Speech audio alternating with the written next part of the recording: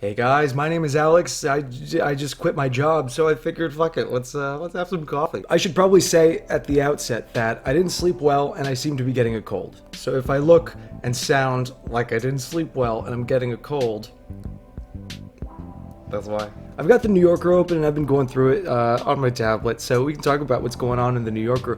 But another thing I wanted to talk about, because it's just as important, is these cookies. I don't know if I've said in one of the videos from the past, but like, I hate the word cookie. I feel like I've heard a lot of people monologue about why they hate the word moist, and I get it. But I've always hated the word cookie because it doesn't entertain like a range of emotion if you're talking about it. Like, it's fine and it makes a lot of sense to be like, hey, would you like to join me in making some cookies? But one time in high school, like my girlfriend as a gift gave me all like this whole thing of girlfriend at the time. She had made me a bunch of cookies, and one day I came home and my brother was sitting at the kitchen counter and just with total impunity had eaten all of them. He could tell they were handmade. They had been presented in a box that had my name on them in a bunch of like lovey-dovey words, and he just ate them all. And I started yelling at him and I was like, "You ate my cookie!" And to this day, you know, whatever, 15 years later, I maintain he had no right to do that, but it just felt so ridiculous, so infantilizing. Screaming, "Oh, you ate my cookie, you ate my cookie!" The word cookie kind of like undermined the legitimacy, I think, of the anger. But so, these cookies we get at like Trader Joe's, I think, and they're not very good unless you dip them in coffee.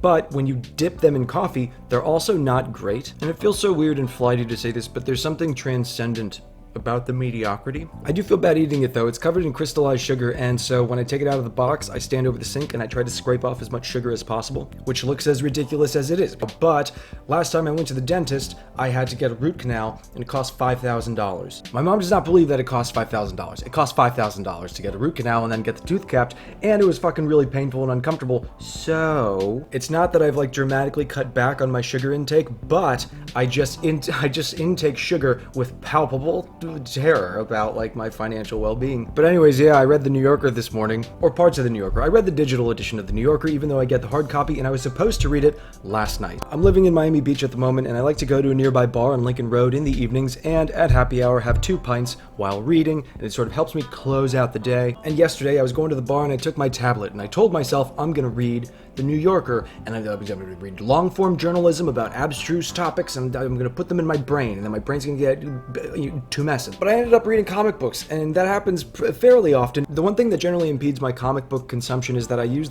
the DC app, and when you log on to the DC app, it's like, hey, want to read a comic? Want to read a comic? Even though the app seems to be aware of which are the comics that are worth reading, here are the events, the major popular sort of DC canon-altering storylines that you need to read. Even then, there's just too many of them. So I went there intending to read the New Yorker. Instead, I opened the DC app, and all I did, literally for a half hour, was scroll through it and make a list of things, not even necessarily that I want to read, but that I feel I ought to read. I was treating this selection of comic books as if it was some kind of like formative literary canon that I need to consume for my own benefit. I was looking at these comic books as though they were vitamins for the mind. And I've realized that's very much how I've sort of structured my life's reading. And very seldom can I pick up something that was written for the sole purpose of being a good time. And in reading that book, just have a good time. I don't know how much credibility to lend to this, but I read something a while ago saying that like one of the defining, I'm a millennial, I was born in 1991. I'm sure if you're not a millennial, I am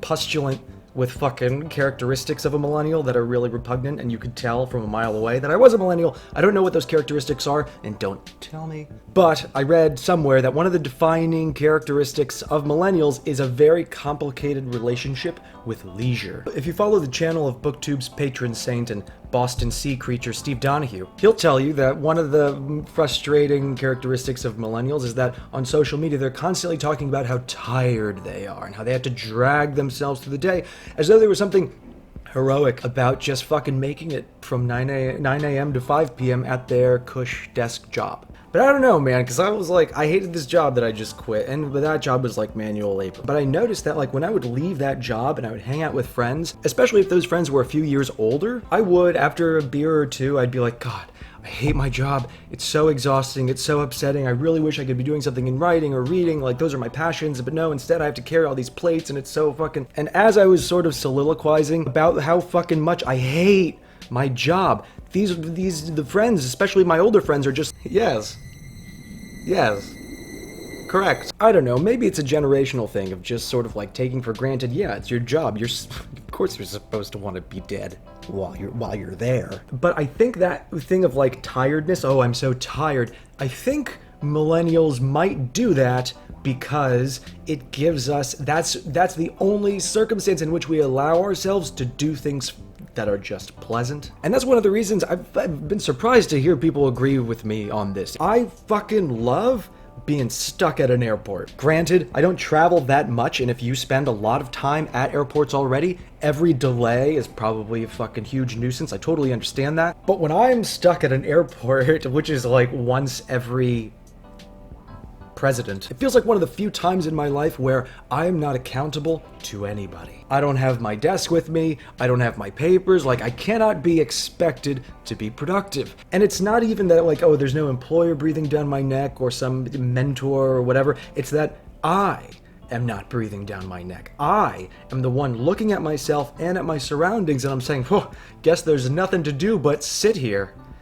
Boy, is it a relief just to sit here. And like, you can't even really think about anything because everyone around you is dressed in either a suit or pajamas. So people watching isn't that great. They've got their earbuds in or they're reading. Also speaking, I was going to talk about the New Yorker. We can talk about the New Yorker. I've got something of an erection for David Remnick. It's platonic, but I realize like it's not just David Remnick. He is, as we should mention, the editor-in-chief of the New Yorker, but over the past couple weeks, I've been reading a book, I forget the title. It is a 2-volume history of the New York Herald Tribune. It goes from like 1830 to 1950. And in this book's profiling of editors of newspapers, they're magical people. They are polymaths. They have a finger dipped in every topic under the sun. They need to be conversant on basically every topic that is featured in the news because they are overseeing articles that are being written on all of those topics. And if the newspaper prints like a canard,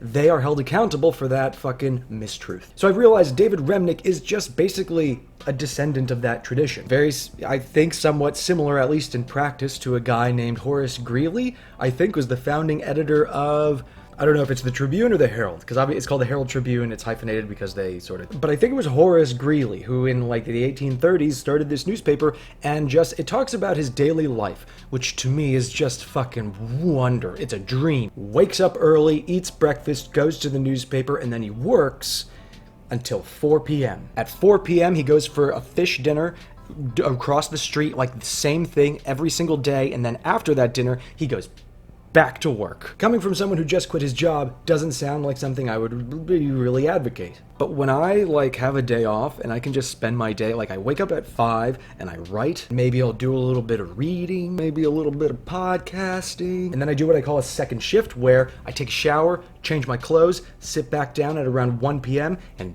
fucking do the whole thing over again. And so every now and then, if you read a profile of David Remnick or you hear him in interviews, he describes a life that is not unlike Horace Greeley's. Anyways, we're talking about the New Yorker, and yeah, David Remnick has a piece in the New Yorker, I guess it's this week's or just today's on the website. He's talking about Bob Dylan, and he loves Bob Dylan, and one of the things I love about David Remnick's work is that he speaks so openly and with such naked sort of earnestness about the things that he loves, and which is very often artists that he loves, and very often artists that he discovered when he was basically younger. In other words, he looks back on the things he loved as an adolescent, and he doesn't dismiss them as like, oh, the obsessions of an adolescent. And you can kind of read sometimes, like right now he's writing about Bob Dylan, but in the past he's written about Obama and about Bruce Springsteen, A.J. Liebling, which actually got me to read that particular reporter's wonderful 1920s New Yorker reporting. And you can tell in his prose that he's that kind of gushing